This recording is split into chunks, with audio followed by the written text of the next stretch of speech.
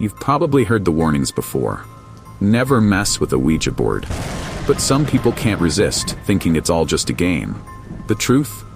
It's far more dangerous than most realize. Ouija boards aren't just toys, they're gateways, portals to something darker, something waiting on the other side. Tonight, you'll hear stories of people who dared to open that door, and the nightmares they unleashed. What starts as a harmless thrill quickly turns into an encounter with evil that none of them will ever forget. And now, on to our horror tales. For these unfortunate souls, the Ouija board was just the beginning. Little did they know they were about to enter the realm of Mr. Scary Guy. Prepare yourself for a journey beyond the ordinary, into the shadows of your deepest fears.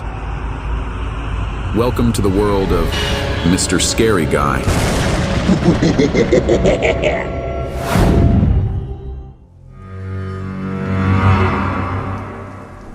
I was never one to believe in spirits or the supernatural. Growing up, Ouija boards were more of a joke, a party trick that friends would pull out when the night needed a little spice. That all changed one summer when my friend Sarah invited me to a weekend at her family's cabin. We were a tight-knit group: Sarah, her boyfriend David, my brother Kyle, and me. It was supposed to be a weekend of fun, but it quickly spiraled into something much darker. Sarah's family cabin was isolated, nestled deep within a thick forest about 4 hours from the nearest town. I wasn't a fan of how remote it was, but the others loved the seclusion. It was an old place, built in the 1940s, with creaky wooden floors and walls adorned with hunting trophies and family photos from generations past. As soon as we arrived, I felt uneasy. There was something off about the place, something I couldn't quite put my finger on. We spent most of the day hiking and exploring, but as night fell, the cabin became eerily quiet. Kyle, always the prankster, found an old Ouija board buried in one of the closets. It looked ancient, the wood worn and the planchette scratched from years of use. Perfect for tonight, he said with a mischievous grin. None of us objected. After all, what harm could it do? We gathered around the old oak table, dimming the lights as Sarah lit a few candles for effect. The atmosphere turned from light-hearted to tense as soon as we placed our fingers on the planchette. I could feel the weight of the room shift, as though something unseen had entered the space with us. We began with the usual questions. Is anyone there? And what's your name? At first, nothing happened, and we laughed it off, teasing each other about moving the planchette. Then it moved. None of us admitted to pushing it. It glided slowly across the board, spelling out a single word: invitation. We all exchanged uneasy glances. David, ever the skeptic, tried to laugh it off, but the board continued moving. Who sent the invitation? Kyle asked, his voice shaking slightly. Forgotten, the board spelled out. A cold draft swept through the room, making the candle flames flicker. The air was suddenly heavy, like it was pressing down on my chest. Who did we forget? Sarah asked. The planchette moved faster now, erratic and urgent. Me. The word sent a chill down my spine. I wanted to stop, but the others insisted on continuing. What do you want? I finally asked, my voice barely a whisper. The planchette moved so violently it nearly flew off the board, spelling out revenge. That was when the lights flickered and the candles blew out, plunging us into darkness. I heard something, a soft whisper, barely audible but unmistakable. It was coming from the corner of the room, a voice saying, "You forgot me." Panic set in. We scrambled to find our phones for light, but none of them worked. Sarah's voice trembled as she tried to calm us down. It's just a game, right? There's nothing to be afraid of. But we all knew something wasn't right. That's when we heard it. The sound of footsteps on the floor above us. The cabin had been empty when we arrived, and no one had gone upstairs. David, being the bravest or most foolish, grabbed a flashlight and headed toward the stairs. We begged him not to go, but he wouldn't listen. The rest of us huddled together, barely breathing as we heard his footsteps ascend. David? Sarah called out. No response. The next few minutes felt like hours. We waited, hearts pounding, until we heard the sound of something heavy being dragged across the floor upstairs. The flashlight beam appeared at the top of the stairs, but David wasn't holding it. Something or someone had taken it from him. The beam flickered as it slowly descended, and then, with a loud crash, the flashlight shattered at the bottom of the stairs. That was the moment we all decided to leave. We didn't care about packing. We just needed to get out. As we fumbled to unlock the door, the Ouija board flipped off the table and hit the floor with a loud bang. The planchette spun wildly before stopping in a single word: stay. We didn't stay. We ran. The car was parked a few yards away, but it felt like miles as we sprinted through the dark, the sound of those footsteps now right behind us. When we finally made it to the car, the headlights wouldn't turn on. The engine refused to start. That's when we saw him, David, standing in the middle of the road, his eyes blank, his face expressionless. We left him there. I know how terrible that sounds, but in that moment, all we could think about was surviving. By the time we reached the nearest town and called for help, it was too late. The authorities found David's body the next day, but they couldn't explain what had happened to him. No signs of foul play, no obvious injuries. Just gone. We haven't talked about that night since. Sarah and Kyle refused to, and I can't blame them. But sometimes, late at night, I still hear that voice, soft and distant, whispering, "You forgot me."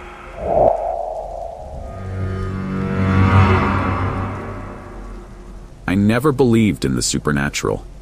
I'm not the type to be scared by ghost stories or haunted houses.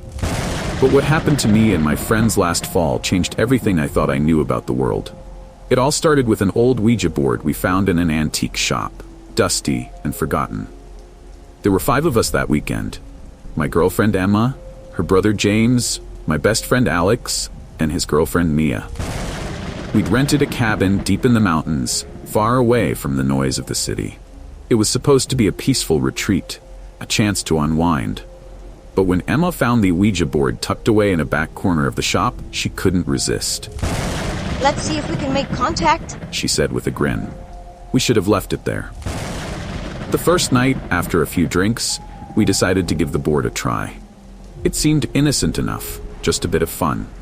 We gathered around the fireplace, the flames casting long, dancing shadows on the walls. The cabin felt warm, cozy even, despite the chill outside. That feeling wouldn't last. We started asking questions, the typical ones. Is anyone here with us? And can you give us a sign? For a long time, the planchette didn't move. We were about to give up when Mia asked. "Who are you?" It moved slowly at first, then faster. COLLECTOR. None of us knew what it meant, but the word sent a shiver through the group. What do you collect? Alex asked, his voice unsteady. The planchette moved again. SOULS.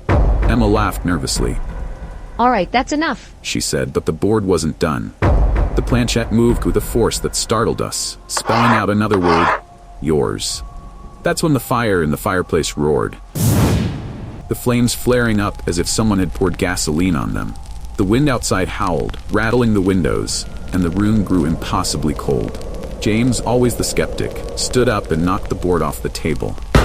This is ridiculous, he said, trying to laugh it off. But the look in his eyes told me he was scared. We decided to call it a night, but the unease followed us to bed. I couldn't shake the feeling that we weren't alone in that cabin. Around 3 a.m., I woke up to the sound of scratching. It was faint at first, like someone was dragging their nails across wood. I sat up, heart pounding, straining to hear. Then the sound grew louder, more insistent. It was coming from the attic. I tried to wake Emma, but she was dead asleep, her breathing deep and even. Reluctantly, I grabbed a flashlight and crept into the hallway. The others were all asleep, but the scratching continued, echoing through the cabin. My stomach knotted with dread as I approached the attic door. I didn't want to go up there, but something compelled me. As I climbed the narrow staircase, the scratching stopped. The silence that followed was worse, thick and oppressive. I reached the top, shining the flashlight into the attic. At first, I saw nothing but old furniture and dusty boxes. But then, in the far corner, I saw it. A figure hunched over, facing away from me. It was collecting something, its hands moving methodically. I froze, unable to move or speak. The figure turned slowly, its eyes glowing faintly in the beam of my flashlight. Its face was gaunt, stretched impossibly thin, and it smiled. A twisted, grotesque smile that chilled me to the core. Leave, it whispered, its voice barely audible. or I'll take yours too. I ran. I didn't stop until I was back in the bedroom, locking the door behind me. I could hear the others stirring, woken by the noise. I didn't care. All I could think about was that smile, that horrible, knowing smile. The next morning, we packed up and left. None of us said much on the drive home. Emma and James asked what had happened, but I couldn't bring myself to tell them. How could I explain it? Even now, I struggle to believe it was real. But every now and then, when I'm alone, I hear that scratching. And I know the collector is still waiting.